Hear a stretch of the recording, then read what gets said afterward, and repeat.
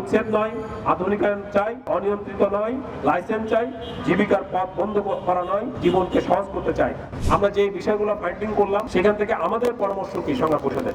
এক, আমরা বলছি প্রশিক্ষণ, নিবন্ধন, রুট পারমিটের আওতা নিয়ে এসে একটি সমন্বিত নীতিমালা ও বিধিমালা চূড়ান্ত করে স্থানীয় অটোমোবাইল শিল্পকে রক্ষা করতে হবে। ব্যাটারি চালিত যানবাহনের স্থানীয় উৎপাদককে সরকারি অনুমোদিত ই-রিকশার ডিজাইন দিয়ে ই-রিকশা উৎপাদন, বিপণন অনুমতি প্রদান। স্থানীয় মেকানিকদের উন্নত প্রশিক্ষণের ব্যবস্থা গ্রহণ করতে হবে। উৎপাদন, বিপণনে বিশেষ গোষ্ঠী ও ব্যবসায়িক শ্রেণীকে সুবিধা দেওয়া চলবে না।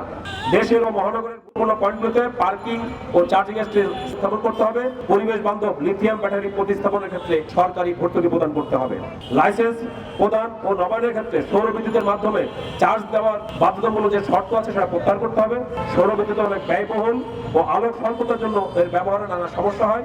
প্রান্তিক জনগোষ্ঠীর উপরে এটা চাপানো সঠিক হবে না। সারা দেশে বর্তমানে দেশীয় প্রতিষ্ঠানে ও প্রযুক্তিতে আমাদের যে চলমান যে তৈরিকৃত ব্যাটারি রিক্সা, ইজি বাইক, পাখি সহ যে ব্যাটারি যানবাহন সরকার অনুমোদিত ডিজাইন অনুযায়ী সংশোধন বা মডিফাইড বা রিপ্লেসমেন্ট করার জন্য অন্ততপক্ষে 2 বছর সময় দিতে হবে। যেগুলো আমাদের গাড়ি আমরা রাস্তায় চলছে সেগুলোকে সংশোধন করার জন্য, মডিফাই করার জন্য। যানজট নিরসন, সড়কের শৃঙ্খলা ফেরাতে, গাড়ি চালক ও যাত্রী নিরাপত্তা নিশ্চিত করতে প্রতিটি মহাসড়কে স্বল্পগতির লোকাল যানবাহনের জন্য পৃথক লেন এবং সার্ভিস রোড নির্মাণ করতে হবে। চালক মালিক সহ সংশ্লিষ্টদের মোট সংখ্যা, জাতীয় অর্থনীতিতে রিক্সার অবদান, আর্থসামাজিক অবস্থা, মোট শ্রমশক্তি, আর্থ কর্মসংস্থান, যানজটের কারণ, বিদ্যুৎ ব্যবহার সহ অন্যান্য সমস্যা সমাধানের বিষয়ে সংগ্রাম পরিষদ সবসময় তথ্য যুক্তি উপস্থাপন করে এসছে।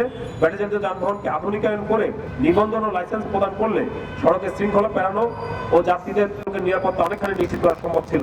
আগামীতে সরকার এই বিষয়ে সংগ্রাম পরিষদের কোনো প্রস্তাব বা পরামর্শ চাইলে আমরা 60 লাখ মানুষের জীবিকার স্বার্থে সবসময় সাড়া দিতে প্রস্তুত আছি। ফলে উচ্ছেদ নয়, আধুনিকায়ন চাই, অনিয়ন্ত্রিত নয়, লাইসেন্স চাই, জীবিকার পথ বন্ধ করা নয়, জীবনকে সহজ করতে চাই।